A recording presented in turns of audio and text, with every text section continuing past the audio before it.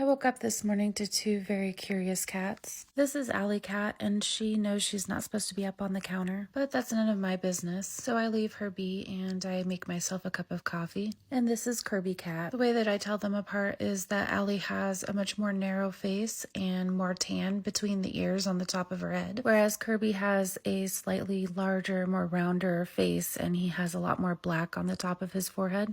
It is a little weird waking up in a house. On one hand, it's nice to be in a big, comfortable bed, but also I miss sleeping in my Jeep. So far, Clover loves the cats, and I think the cats are starting to warm up to her. When I mentioned last week that there were going to be two Siamese cats, somebody had commented that it reminded them of Lady and the Tramp, and now I can't unsee it. My sister doesn't leave for vacation until Wednesday, so we'll all be together in the house for a few days. First up on my agenda today was to clean out the Jeep. I try to keep it clean and organized as much as I can, but that can be a challenge on long road trips where you're driving for several hours at once. So I went and got it cleaned out and grabbed a latte from Scooter's Coffee. Today I got the turtle mocha, and then I opened the DoorDash app and started DoorDashing. The zones in Kansas City actually look really great. There are a lot of different areas to pick from, and they all seem to stay relatively busy. Since Clover will be at the house all day, I'll have a little bit more freedom to accept orders that I might not ordinarily be able to accept. And I'll be able to play tourist a little bit and do things that are not necessarily dog friendly. I'm looking forward to that, but also I'm a little sad that I won't have Clover with me because she always makes everything so much more interesting. So I DoorDashed for the lunch hour and made some money. It's the weekend and the roads were pretty easy to get around. I went to Hy-Vee for the first time in years and signed up for the Fuel Saver card. Whenever I get to a new area, that's one of the first things I do. I like to figure out what the grocery stores are and sign up for all of their points cards. I also stopped into Natural Grocers.